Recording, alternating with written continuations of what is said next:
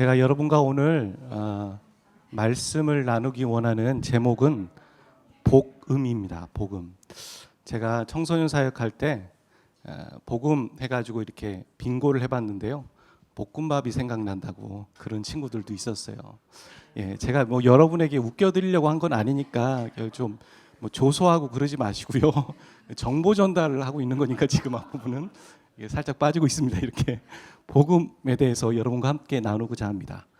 복음이라는 한자를 좀 쉽게 풀이하면은 그냥 좋은 소식입니다. 우리 어린아이들에게 좋은 소식은 뭘까요? 이제 방학입니다. 이게 좋은 소식일 수도 있고요. 방학인데 우리 여행 간다. 이건 좋은 소식일 수 있습니다. 그리고 우리 취준생들에게 좋은 소식은 우리 회사에 오세요. 이게 좋은 소식이 됩니다. 그리고 이미 직장 생활을 하신 분들에게는 당신을 진급시키겠습니다. 이렇게 얘기하는 게 퇴사 말고요. 전염됐어. 예, 그게 좋은 소식이 될 수 있습니다. 여러분에게 좋은 소식은 뭘까요? 여러분에게 좋은 소식은 저 목사가 오늘 설교를 짧게 한다. 그럼 이게 예, 좋은 소식이 될 것입니다. 네, 두고 보겠습니다. 굿뉴스. 뉴스라는 얘기는요, 동서남북에서 들려오는 소식이죠. 들려오는 소식. 그런데 우리가 신앙생활하는 사람들에겐 들려오는 소식이 좋은 소식이 아니라 동서남북에도 전달할 수 있는 좋은 소식. 그러니까 보편적인 좋은 소식이 성경은 분명히 있다라고 말합니다. 누구는 들으면 별론데 누구에게는 좋은 거 그거 말고요. 우리 모두에게 여기에 있는 교회를 뭐 처음 오셨든 뭐 1년 다니셨든 아니면 뭐 10년 다니셨든 그거와 상관없이 누구나 들어도 좋은 소식이 있다라고 성경은 말하고 있다라는 것이죠. 그 성경에서 말하는 이 복음이라는 단어는 원래 세상에 있었던 단어였습니다. 근데 사도 바울이 이렇게 가지고 오면서 복음이라는 단어를 다시 한번 의미 있게 쓴 건데 그건 뭐냐면 하나님으로부터 오는 좋은 소식입니다. 하나님으로부터 오는 좋은 소식. 그게 무엇인지 한번 살펴보려고 합니다. 이 세상에는 법칙이 있습니다.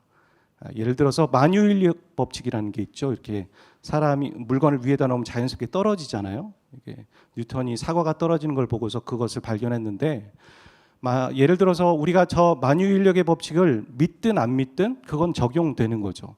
이 앞에 갈마 아파트가 있는데 갈마 아파트 최고 꼭대기에서 나는 만유인력의 법칙을 절대 믿지 않아. 그러고서 떨어지면 그래도 그 사람은 죽는 것입니다. 그러니까 우리가 믿든 믿지 않든 적용되는 게 법칙이죠. 이런 세상의 법칙 중에 하나는 그 중에 하나는 뭐냐면 우리는 다 죽는다는 겁니다. 그것이 세상의 법칙 중에 하나입니다.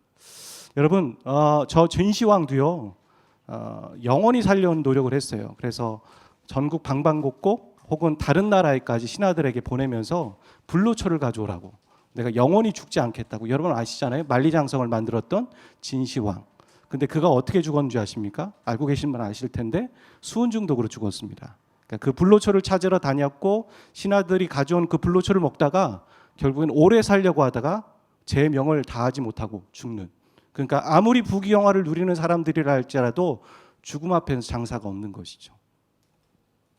여러분 교통사고 날 확률은 50%죠. 날 건지 안 날 건지. 그렇지 않습니까? 그리고 이 사회에서는 법으로 제정해서 책임보험을 들려고 합니다. 그걸 들지 않으면 벌금을 물기도 하고 또 다른 페널티가 주어지게 되는 것이죠.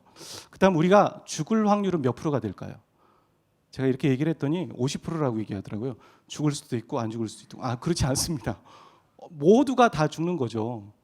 나이 들어 죽든 병 걸려 죽든 이런 얘기 있잖아요. 태어날 순서는 있지만 죽는 순서는 없다.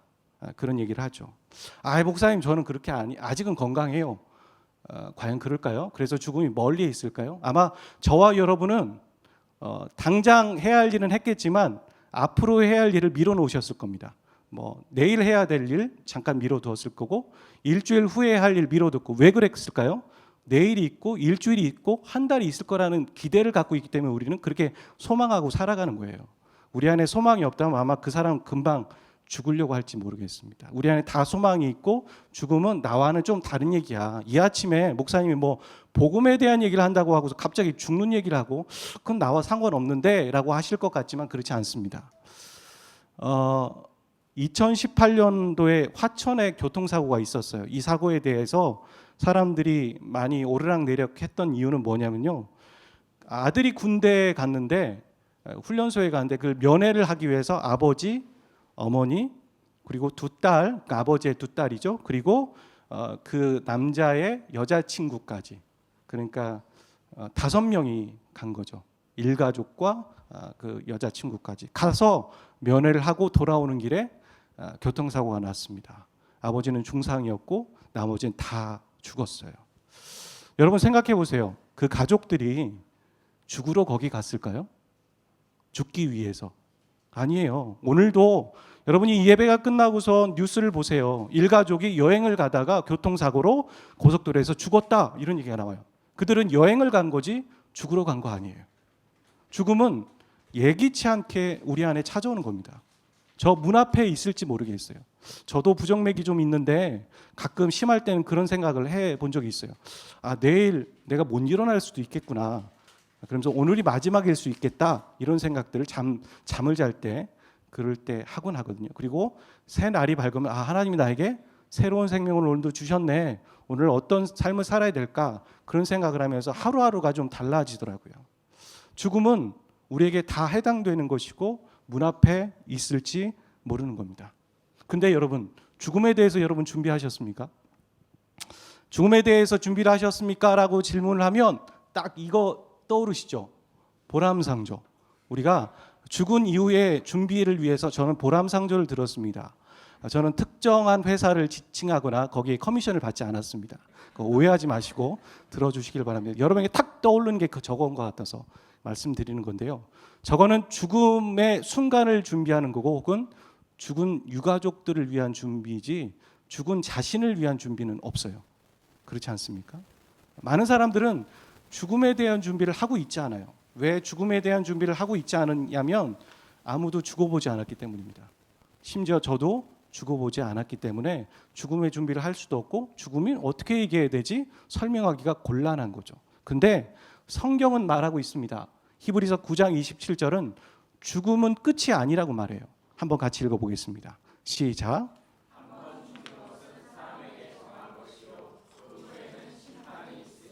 한 번 죽는 것은 다 있다라는 겁니다. 죽음의 확률은 100%라고 말하고 있어요.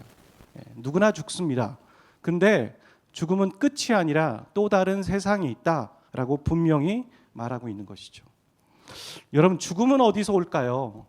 죽음에 대한 얘기를 하기 전에 크리스찬들의 장례식장과 믿지 않는 분들의 장례식장 한번 가보셨어요? 저는 장례 절차도 하고 조문도 가고 많이 가보기 때문에 장례식장만 가는 것이 아니라 발인도 가보고요, 또 하관도 보고요, 화장터도 가보고 그렇게 합니다. 보면은 그게 저도 뭐 그렇게 느끼려고 한 게 아니라 극명하게 구분이 됩니다. 여러분, 죽음 앞에서 사람들은 쇼하지 않아요. 그렇죠? 체면 차리지 않는단 말입니다. 우리가 이렇게 점잖게 입고 체면도 차리고 지식이냐 뭐 이렇게 얘기를 하면서 살아가긴 하지만 우리가 어떤 극단적인 상황일 때는 우리의 본 모습이 드러나는 거죠. 그 대표적인 게 가족들끼리 집에서 하는 모습들이 그럴 수 있지 않습니까? 근데 사람은 죽음 앞에서 혹은 다른 사람의 죽음, 유가족들 앞에서 쇼하지 않아요. 그리고 심지어 자기 가족이 죽었을 때 쇼하지 않는단 말입니다. 근데 보면 믿지 않는 분들의 죽음 앞에서는 오열하죠. 두려워합니다. 그분들의 오열 너머에서는 두려움이 느껴져요. 두려움이 있구나. 저게 끝이니까. 죽음은 끝이니까. 많은 사람들은 그렇게 말하죠. 근데 성경은 뭐라고 믿는 사람들의 죽음을 보면 어떠냐면 슬퍼합니다. 분명히 눈물을 흘립니다. 하지만 그들의 죽음에는 뭐가 있어요? 소망이 있다라는 거죠. 쇼하지 않아요. 거기서는 쇼할 수가 없어요. 그런데 극명하게 그들은 소망하며 만나보자 그날 아침 거기에서 만나보자 하면서 기대하더라는 거예요. 어떻게 저게 가능할까? 어떤 모습이 있고 어떤 소망이 있을까? 그걸 좀 살펴보려고 하는 거예요. 여러분, 죽음은 어디서 오는 걸까요? 나이 들어서 오는 걸까요? 병이 걸려서 죽음이 오는 걸까요? 그렇지 않다라는 겁니다. 죽음은 어디서 오는지 성경은 분명하게 말하고 있어요. 창세기 2장 16절 17절 말씀 함께 읽어보도록 하겠습니다. 시작. 동산 각종 나무의 열매는 내게 임으로 먹되 선악을 알게 하는 나무의 열매는 먹지 말라. 내가 먹는 날에는 반드시 죽으리라 하시니라. 하나님이 에덴 동산을 만들고 아담과 하와를 만들었다. 이 얘기는 아마 교회 다니지 않는 분들 대부분 다 아실 거예요. 아담과 하와보다 아담과 이브라는 얘기들도 하고요. 그래서 하나님이 에덴 동산 안에 선악과를 만들어 놨는데 뱀이 유혹해서 그 선악과를 먹었고 사람은 그때부터 에덴 동산에 쫓겨났다. 이 정도의 스토리는 다 알고 계실 거라고 생각합니다. 근데 우리 안에 이 질문이 있죠. 믿지 않는 분들의 질문과 또 우리 안에 질문이 있는데 살짝 넘어가는 게 있어요. 그 대답하기가 좀 곤란해가지고 그건 뭐냐면 왜 선악과를 만들어 놓으실까라는 얘기예요. 하나님 왜 선악과를 만들어 놓아서 인간이 죄를 짓게 했을까? 그렇잖아요. 안 만들었으면 됐지. 두 번째 질문은요. 인간을 그렇게 나약한 존재로 유혹에 빠지는 존재로 만드신 이유가 뭘까? 완벽한 존재로 만들었다면 그거 뭐 사단의 유혹이나 뱀의 유혹이나 선악과도 안 따먹고 그랬으면 좋았을 텐데 그런 생각도 들고요. 세 번째 질문은 그거 하나 먹었다고 죽음이라는 거죠. 아까 보셨어요? 그 말씀? 뭐냐면 네가 먹을 때 선악과를 알게 하는 나무를 먹지 말라. 먹는 날에는 죽는다라고 얘기했거든요. 여러분 저보다 좀 더 연세 드신 분들은 수박설이라는 거 아시죠? 농촌에 가면 수박을 몰래 이렇게 훔칩니다. 그러면 주인 아저씨가 야 이놈 새끼들아 뭐 이렇게 저 욕한 거 아닙니다. 그냥 야 이놈들아 이렇게 얘기하면서 쫓아와서 어떻게 합니까? 다시는 그러지 마 이러던가 아니면 조금 뭐 부모님들한테 그 돈을 받든가 이렇게 해가지고 훈계해가지고 보내죠. 그게 수박설이에요. 근데 선악과 하나 먹었다고 죽는다는 거죠. 여러분 하나님의 이 행동은 좀 과하지 않아요? 이런 세 가지의 질문들을 우리는 하게 되고 그거에 대해서 믿지 않는 분들도 그렇게 질문을 하는데 우리는 쉽게 답하기가 좀 곤란한 거죠. 저는 어렸을 때 뭐라고 배웠냐면 딱 한 단어로 배웠습니다. 자유의지야. 딱 요 정도로 배우고서 그냥 넘어갔던 것 같아요. 저는 이 질문에 대한 좀 답변을 하면서 풀어가려고 해요. 여러분 에덴 동산 중앙에 선악과가 있어요. 외곽에 있지 않고요. 그 얘기는 아담과 하와가 지나가면서 분명히 볼 수밖에 없고 그렇죠. 예, 지나갈 수밖에 없는 자리에 있었다는 거죠. 선악과는. 그리고 아담과 하와는 선악과를 보면서 무슨 서로 생각을 했을까요? 서로 어떤 질문을 하고 어떤 대화가 오고 갔을까요? 선악과네? 그러고 말았을까요? 아니에요. 분명히 이런 질문이 있었겠죠. 왜 먹지 말아야 할까? 그렇죠? 왜 먹지 말아야 될까? 그런 생각을 했을 거예요. 그리고 그 앞에 주어가 붙겠죠. 왜 하나님은 저걸 먹지 말라고 했을까? 그런 생각들을 당연히 했을 겁니다. 그러면서 선악과를 보면서 자연스럽게 그들의 입에 오르락내리고 그들이 생각했던 것은 바로 하나님이었죠. 선악과가 중심에 있고 그리고 그 중심에 볼 수밖에 없는 그들의 대화 안에는 하나님이 있는 거죠. 하나님이 모든 것들을 너희들이 다스려도 된다라고 얘기했을 때 어찌 보면 인간은 내가 창조주구나. 내가 주인이야. 내가 할 수 있어. 이런 생각을 가졌을지 모르겠어요. 하지만 선악과를 보면서 그들은 무엇을 생각합니까? 우리를 지은 하나님이 계시구나. 창조주가 따로 있어. 우린 창조주가 아니야. 우리 인생의 주인은 우리가 아니야. 나는 피조물이지. 그분을 기억하고 살아가는 게 우리가 살아야 될 본분이구나. 그것을 그들은 기억하기를 하나님은 원하셨던 거죠. 그래서 선악과를 만들어 놓은 겁니다. 하나님은 선악과를 만들어 놓음으로써 인간다움의 기준을 우리에게 제시하신 거죠. 여러분 웨스트민스터 소유리 문답에 보면은 일문일답에 이렇게 되어 있어요. 그 소유리 문답이라는 그 책은 신앙 고백서 중에 여러 신앙 고백서의 유산들 중에 좋은 유산 중에 하나거든요. 그 소유리 문답에 질문이 딱 써 있죠. 인간의 인간다움의 기준은 무엇인가? 그렇게 써 있습니다. 그리고 질문을 하고 거기에 답변을 하죠. 그 답변은 뭐냐면요. 인간이 인간답다라는 것은 뭔 것 같으세요? 뭐 선행을 베푸는 거라고 생각하세요? 인간미 있는 것 같으세요? 아니에요. 인간이 인간답다라는 건 성경의 표현이에요. 하나님을 기억하고 하나님으로 즐거워하며 그분을 예배하며 살아가는 것이 인간이 인간답다라는 걸로 써 있어요. 어찌 보면 그 고백 똑같이 하나님은 선악과를 만들어 놓고 아담과 하와가 하나님을 기억하며 살아갈 수 있도록 만들어 놓으신 거죠.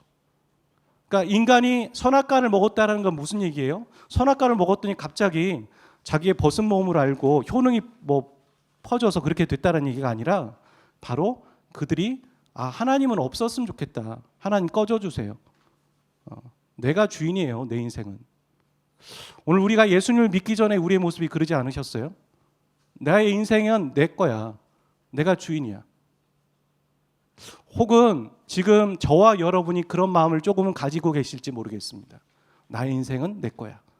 물론 하나님이신데 어떤 영역은 내놓을 수 없는 거죠. 포기할 수 없는 거예요. 그것만은 내가 주인이야라고 살아가는 모습. 그게 바로 아담과 하와가 가졌던 마음이죠. 그리고 성경은 그것으로 가지고 그렇게 했기 때문에 죽음이라고 얘기하는 거예요. 그리고 그런 마음을 가졌던 것을 성경은 뭐라고 하냐면 죄다라고 말하는 거죠. 그러니까 성경은 죽음이 어디서 왔냐고 얘기하냐면요, 죄에서 왔다고 얘기하는 거죠. 인간이 죄를 지음으로 죽음이 왔다. 오늘날 우리가 사람이 죽는 모습들에 대해서 충분히 설명할 수 있어요. 사람들이 왜 자기의 소중한 목숨을 끊을까요? 사람들은 왜 병에 걸려서 죽을까요? 인간이 욕심을 가지고 자연을 훼손하고 사람들이 먹는 약을 조작하고 혹은 사람들에게 말과 여러 가지 행동들로 상처를 주면서 그들은 자기의 소중한 목숨을 끊기도 하고 또 혹은 병에 걸려 죽기도 하는 거죠. 결국엔 인간의 죄에서부터 시작되었다라고 성경이 말하는 정의와 표현이 정확하다라는 거예요. 죄에서부터 시작돼서 죽음이 온 것입니다. 여러분, 근데 아담과 하와는 죽지 않았어요. 그렇지 않아요? 선악과를 먹고 벗은 몸을 알고 창피해서 숨었잖아요. 근데 성경은 죽었다고 얘기하는 거죠. 여러분, 우리가 하나님이 말씀하시는 건 가던 길도 가서 지나가다가도 멈춰서 들어봐야 돼요. 여러분, 저는 왼쪽에 손목 수술을 했습니다. 약 8년 전이었는데요. 이렇게 운동을 하다가 다친 적이 많이 있어가지고 그러려니 했는데 병원에 갔더니 이게 부러졌는데 잘못 붙었다고. 뼈도 괴사했고 혈관도 이제 없으니까 혈관을 옮겨 붙이고 뼈도 깎아서 이렇게 붙여야 되는 조금 큰 수술을 했습니다. 근데 그 수술을 하기 전에 의사가 얘기하는 거죠. 이거 수술하셔야 된다고.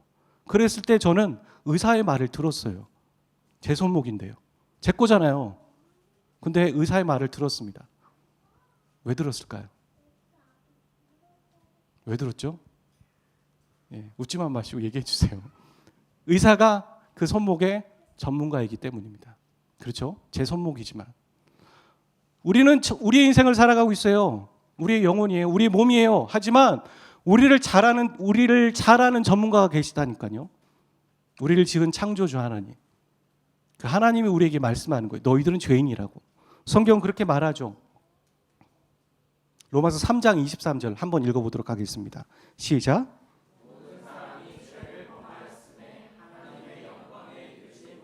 이게 하나님이 우리에게 얘기하신 의사가 되신 하나님이 우리에게 진단하시는 거예요. 너희들은 죄인이야.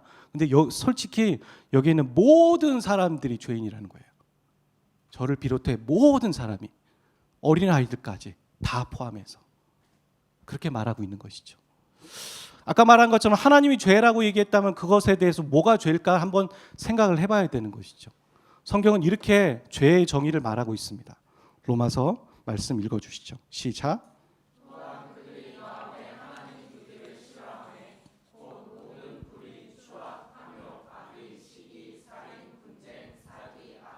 비방, 교만, 악을, 도모함, 무정함, 무자비한 자라.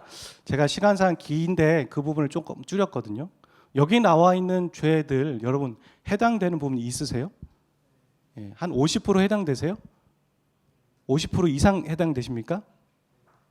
50% 이상 해당되시는 분도 많으실 것 같은데 저는 거의 100% 해당되는 것 같아요. 어떤 부분들은 정의를 잘 몰라서 그렇지, 웃음을 주셔서 감사합니다. 정의를 잘 몰라서 그렇지 알고 보면 이것도 나에게 해당되네 라는 부분도 있을지 모르겠어요. 성경은 이것을 죄라고 얘기할까요? 이것도 죄라고 얘기해요. 하지만 성경이 얘기하는 아주 근본적인 죄는 이게 아니에요. 우리가 생각하는 죄는 그런 거죠. 만약에 한국에서 당신은 죄인입니다 이렇게 얘기하면 나는 잘못한 일이 없는데, 나는 경찰에 구속될 일이 없는데, 이런 얘기를 하죠. 그러면 좀 더 진지하게 생각하는 사람은, 그럼 하나님이 예전에 내가 초등학교 다닐 때 문방구에서 지우개 훔친 걸 기억하고 계시는 건가? 이런 얘기하고 있는 게 아니에요. 그런 얘기하고 있는 것이 아니라 하나님이 우리가 죄인이라고 말하는 부분들은 저 노란색에 있는 거죠. 마음에 하나님 두기를 싫어하며. 저 마음이 어떤 마음일까요? 아까 보았던 에덴 동산에서 아담과 하와가 가졌던 마음이죠. 마음에 하나님 두기를 싫어하고 내가 주인이고 하나님은 아웃, 꺼져 주세요. 그 마음이 죄의 시작이라는 겁니다. 인간이 그 하나님을 떠나게 될 때, 하나님이 없게 될 때 모든 죄들의 시작, 그 파생되는 죄들이 아까 우리가 읽었던 나열되는 추악, 불의, 살인, 여러 가지 악독, 그런 것들이 나올 뿐인 거죠. 그러니까 하나님은 지금 우리에게 무엇을 얘기하냐면 그 뿌리가 되는 그 죄에 대한 것을 지적하고 지적만 하는 것이 아니라 해결하기를 원하시는 거죠. 사람들은요, 오늘날 문제를 지적하기를 좋아해요. 훈수 두기를 좋아하는 거죠. 훈수를 둘 때 남의 문제가 너무 잘 보여요. 내 문제는 정작 안 보이지만 남 훈수 둘 때 잘 보이잖아요. 지적은 하는데 알겠는데 해법이 없어요. 그렇지 않아요? 우리는 지적을 하지 못하는 이유가 해법을 알려줄 수 없어서 지적을 못할 때도 있어요. 그런데 성경은, 하나님은 우리에게 지적만 하지 않으세요. 아멘. 해결 방법을 알려주기 원하시는 거예요. 의사가 저한테 혼냈어요. 왜 손목을 이렇게 둘 때까지 그냥 왔냐고. 그거 그냥 두면 손목 못 쓴다고. 엑스레이를 찍어봤어요. 왼쪽하고 오른쪽. 근데 오른쪽도 부러진 적이 있었어요. 저도 몰랐죠. 그리고 오른쪽은 잘 붙었다고. 근데 왼쪽이 잘못 붙었다고. 근데 혼냈어요. 많이 혼냈어요. 그래서 이 의사가 왜 이러지? 그랬는데 그 의사가 계속 제가 입원할 때도 보고 봤는데 환자에 대한 애정이 있더라고요. 다른 사람들은 늦게 퇴근하고 늦게 오는데 이분은 새벽같이 와가지고 환자들을 회진하고 환자들을 정성스럽게 돌보는 모습을 보고서, 레지던트도 아니고 의사인데, 교수인데, 그런 모습을 보면서 저분이 저렇게 혼내신 이유가 환자를 사랑하는 마음이 있구나라는 걸 알았어요. 하나님이 오늘 우리에게 어찌 보면 쓴소리 하시는 거예요. 혼내시는 거예요. 너는 죄인이야라고 얘기하는 거죠. 여러분, 이거에 자유할 사람이 있어요? 우리가 다른 사람을 비방하고 교만하고 악을 도모하고 그런 적 없으세요? 마음으로 사람을 죽이고 싶은 마음 든 적 없으세요? 다 있잖아요. 근데 그거의 시작이 정확하게 우리가 하나님을 멀리하고 하나님 없었으면 좋겠다라고는 마음에서 시작된다고 성경은 분명하게 말하는 거죠. 아마 여러분 부인할 수 없으실 거예요. 그런데 그렇게 지적하는 이유는 우리를 사랑하시기 때문입니다. 우리를 구원하시고 그 문제를 해결하시기 원하시기 때문인 거죠. 여러분, 죄에는 4가지 특징이 있어요. 여러분, 이 설명하면 충분히 납득이 되실 거예요. 우리는 다 죄인이니까. 첫 번째는요, 우리가 죄를 지으면 더러워져요. 마음이. 죄 지으면서 나 너무 기분이 좋아, 날아갈 것 같다, 그런 사람은 없어요. 더러워집니다. 오염되죠. 두 번째는 권세성이 있어요. 처음엔 내가 죄를 짓잖아요. 시간이 지나면 어떻게 됩니까? 죄가 나에게 죄짓게 만들어요. 대표적인 게 뭐예요? 중독 같은 거죠. 그거 안 하면 안 돼요. 그리고 작은 거지만 우리가 반복적으로 짓는 습관적인 죄 있죠. 그거 자유하지 못하잖아요. 죄가 죄짓게 만드는 거예요. 세 번째는 형벌성 혹은 대가성이라고 말할 수 있어요. 죄를 지면 그냥 없어지는 거 아닙니다. 우리가 사회적으로도요, 불법 유턴하면 경찰이 잡습니다. 그리고 어떻게 합니까? 범칙금 물잖아요. 대가가 지불되는 거예요. 그만한 형벌. 작은 죄는 작은 죄의 대가가 있지만 큰 죄는 사형, 죽음에 대한 대가가 있겠죠. 마지막은 분리가 돼요. 잘못 저지르면 어떻게 합니까? 구속되잖아요. 그러면 가족과 분리되죠. 하나님이 아담과 하와가 죄를 지었을 때 에덴 동산에서 분리시켰다는 건 당연한 거예요. 그런 가운데에서 하나님이 우리에게 해주시는 해법은 뭐냐면 예수 그리스도의 죽으심이었습니다. 예수님이 죽은 십자가는 저런 모습이었어요.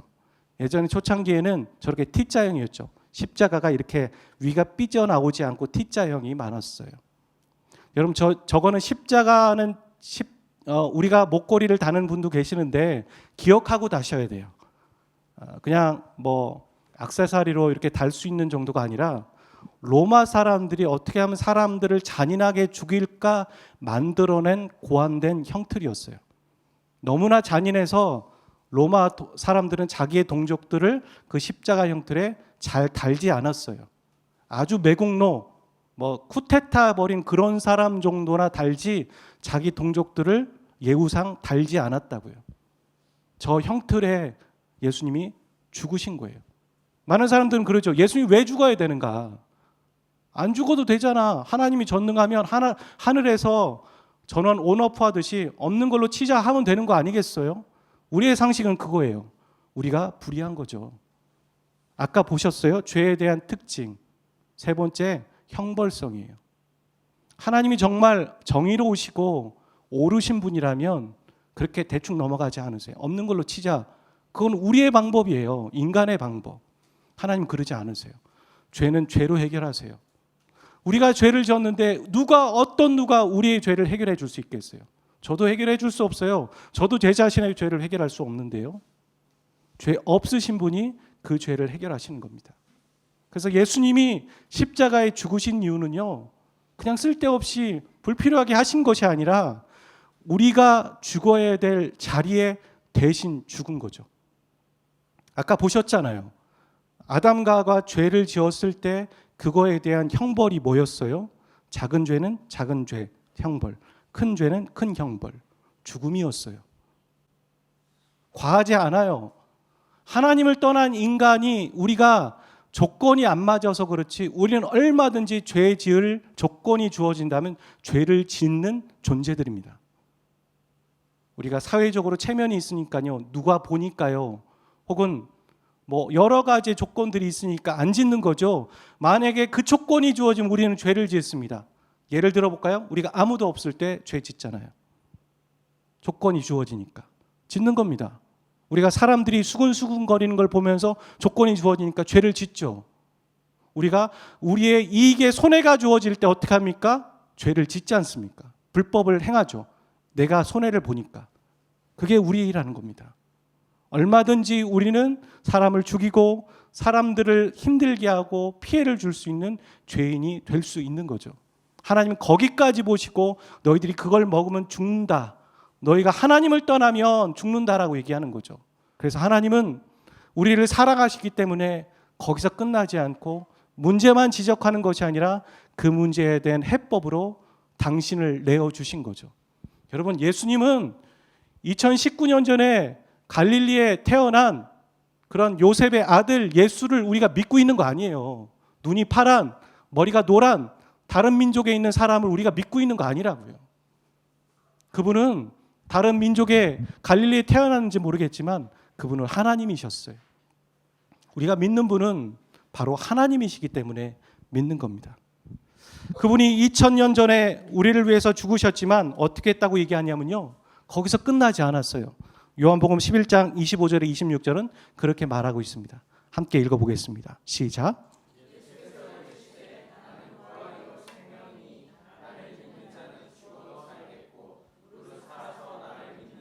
영원히 죽지 아니하리니 이것을 내가 믿느니. 예수님 분명히 죽으시기만 하지 않고 부활하셨습니다. 여러분, 죄에서 시작돼서 죽음이 왔다고 얘기했어요. 근데 죄를 해결해 주실 수 있는 분이 죽음을 이기지 못했어요.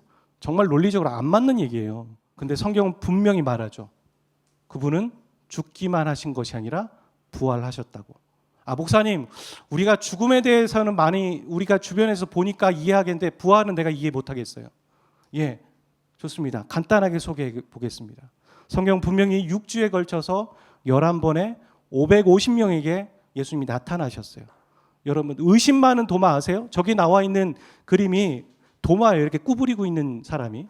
도마가 보는 거죠. 예수님의 창자국, 못자국을 보는 거죠.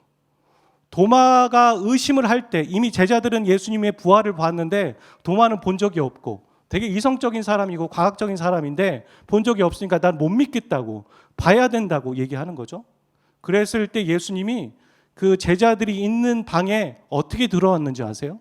성경을 보면요, 문 열고 들어오지 않으셨어요. 그냥 벽 뚫고 들어온 거예요. 벽 뚫고 들어왔다는 얘기는 안 하지만 호련히 드러나신 거예요. 왜 그러셨을까요?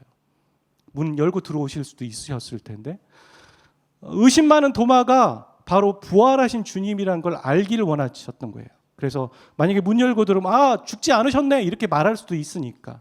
그러니까 우리에게 부활의 증거로 자신을 보여주신 거죠. 바로 승천하지 않으시고 계속 저렇게 많은 사람들에게 보여주심으로 부활의 예수님을 전할 수 있도록 하신 겁니다. 두 번째, 여러분, 예수님의 죽으심 말고 부활을 선포했을 때 교회가 생겼어요. 여러분, 교회는 사람이 만드는 거 아니에요. 처음에 성경을 보면 하나님이 교회를 세우고 계심을 볼 수 있게 되고 하나님의 디자인인 것을 보게 됩니다. 또 하나는 예수님의 죽으심과 부활하심을 전하던 제자들이 죽었어요. 순교했다고요. 어떤 사람은 기름에 튀겨서 죽기도 하고 사자의 밥이 되기도 하고 십자가에 죽기도 하고 거꾸로 죽기도 하고 피부가 벗겨져서 죽기도 하고. 사람은요, 거짓말에 충성하지 않습니다. 진짜와 진리에 목숨을 거는 거예요. 그 많은 사람들이, 오늘날까지 선교사들이 이 거짓에 목숨을 걸었을까요? 아니란 말입니다. 또 하나, 이 땅에 수많은 교회가 있잖아요. 교회 중에 수많은 교단이 있어요. 복음주의 교단이. 정말 다양하죠. 제가 알지도 못하는 교단들이 너무 많더라고요. 근데 정통 복음주의 교단들이 다 다른 모습들을 갖고는 있지만 하나는 똑같아요.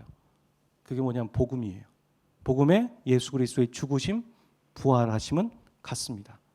어떻게 제각각이고 합쳐지지 않을 교회들일 것 같은데 어떻게 그건 같을 수 있을까요? 사람이 조작하는 거라면 같을 수 없습니다.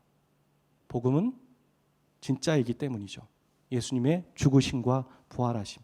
그리고 여기에 앉아 계신 분들이 바로 여러분이 부활의 증인이시죠. 여러분이 예수님을 만나셨잖아요. 만나신 분이 계시다면 그 만나신 예수님은 죽으신 분인가요? 부활하신 분인가요? 당연히 부활하신 분을 만났으니까 우리도 부활의 증인이 될 수 있는 것입니다. 그분이 우리의 죄를 위해 죽기만 하시고 부활하셨기 때문에 우리는 또한 우리의 죽음이 죽음으로 끝나지 않고 부활할 걸 믿고 그분을 믿는 것이죠. 그리고 그분을 믿음으로 우리의 죄가 용서함을 받는 것입니다. C.S. 루이스의 고백을 한번 같이 읽어보도록 하겠습니다. 나니아 연대기를 만든 사람이에요. 지식인이고요. 성공의 평신도 크리스찬인데 한번 읽어보도록 하겠습니다. 시작.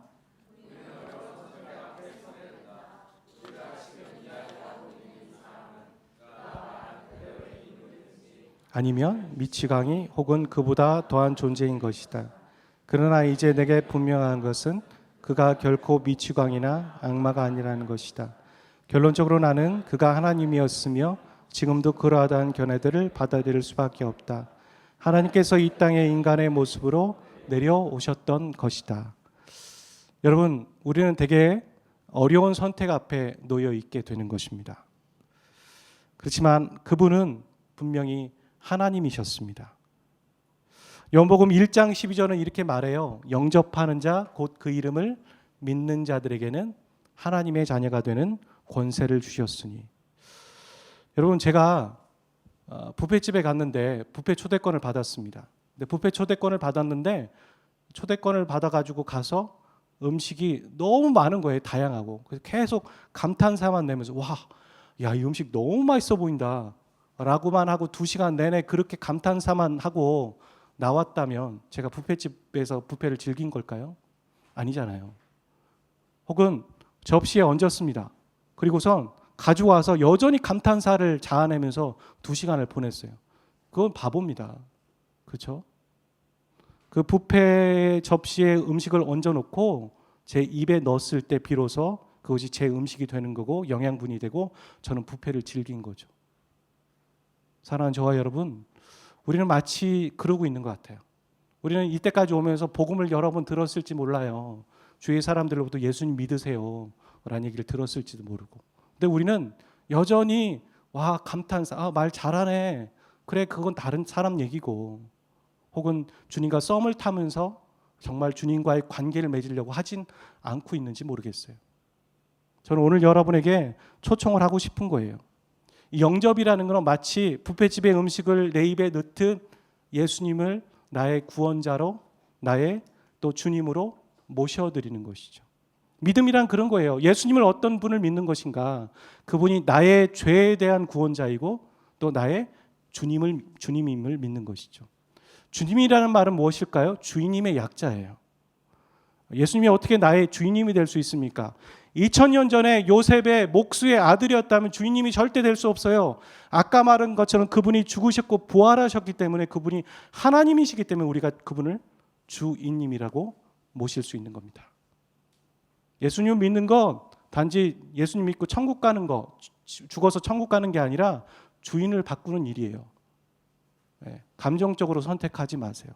하지만 분명히 주님은 살아계시고 우리의 주인이 되실 만한 분이십니다. 여러분, 이 그림 하나만 말해볼게요. 윌리엄 홀맨 헌트가 그린 세상의 빛이라는 그림이에요. 저 그림의 저 문을 두드리는 분은 예수님을 형상화했습니다. 예수님이 문을 두드리고 있죠. 저 문 안에는 누가 있냐면 바로 저와 여러분 한 사람이 있습니다. 계속 두드리고 계신 거예요. 그전에는 다른 목회자를 통해서, 다른 말씀을 통해, 주의 가족을 통해 그렇게 문을 두드리며 사랑하는 아들아, 사랑하는 딸아, 네가 나를 위해서 나에게 마음을 좀 열어주지 않겠니? 그렇게 말하고 계신지 모르겠어요. 근데 여러분은 그 문을 열지 않으셨던 거죠. 저 그림에 보면 하나의 특징이 있는데 두 가지 특징인데, 하나는 무엇이냐면 그림에 수풀이 많이 쌓여 있잖아요. 문 앞에. 그렇죠. 한 번도 문을 연 적이 없어요. 한 번도 주님에게 그 어떤 진리 앞에 우리의 마음을 열고 그러지 못했어요. 매일 문을 닫고 꼭꼭 숨기며 그렇게 있었던 거예요. 내가 주인인 것처럼 나 혼자 살겠다라고 말하고 있었던 것 같아요. 그리고 또 하나의 특징은 문고리가 없죠. 주님은 밖에서 문을 여실 수 없어요.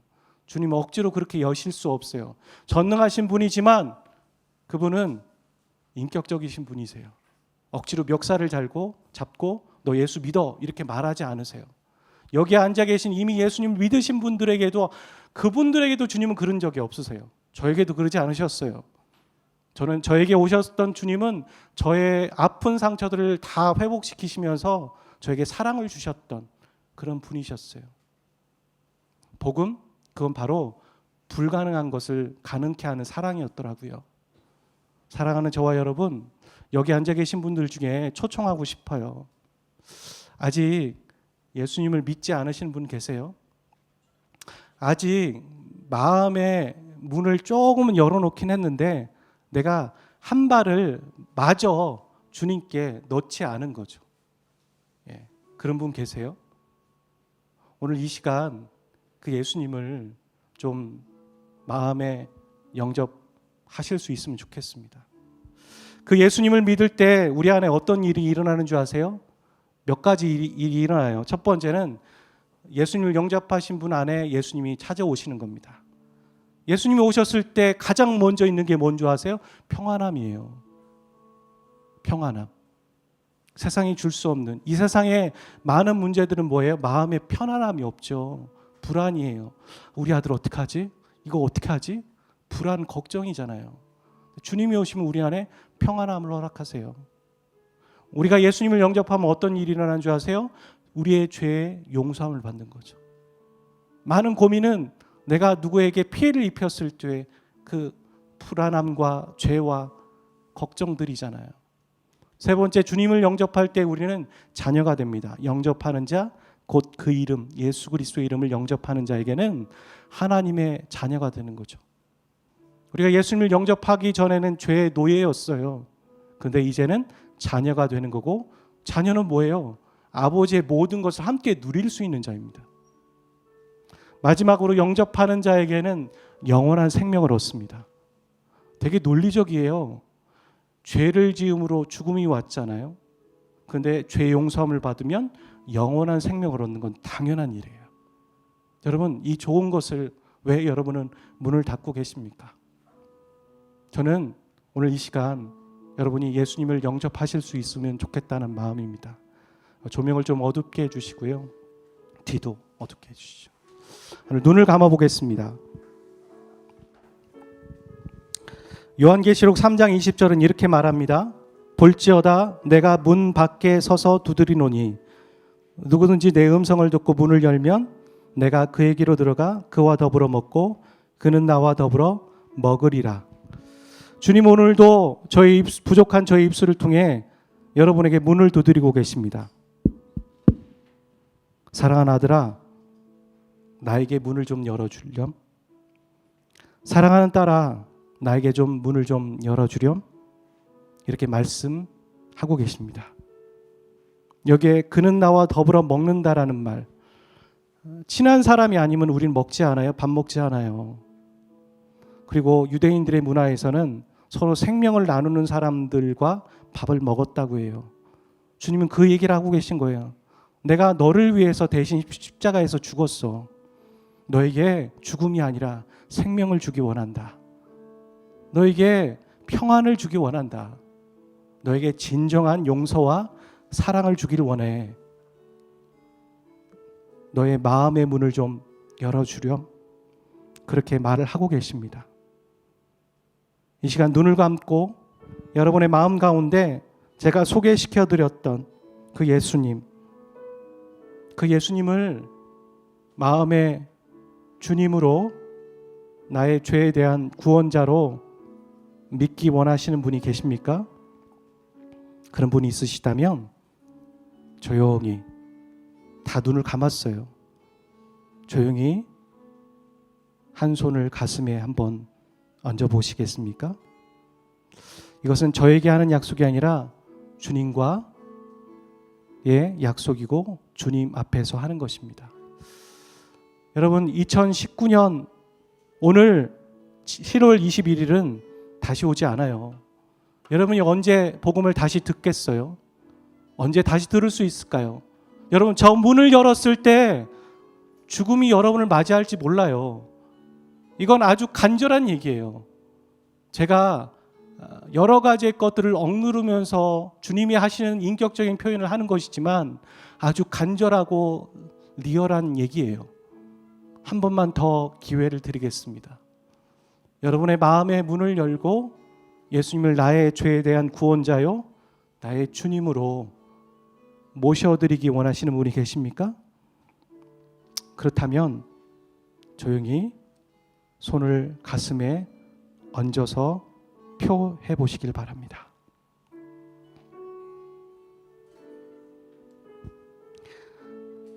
제가 영접 기도를 해보기 원해요. 이 기도는 누가 만든 기도이긴 하겠죠. 하지만 내가 주님을 주인으로 모셔드리기 원하는 사람에게는 간절하고 참 적절한 기도인 것 같아요. 이 기도문을 여러분이 따라해 주시면 감사하겠습니다. 이미 주님을 영접하신 분들도 이분들을 위해서 같이 따라해 주시면 감사하겠습니다. 주 예수님, 저를 위해서 십자가의 죽으심으로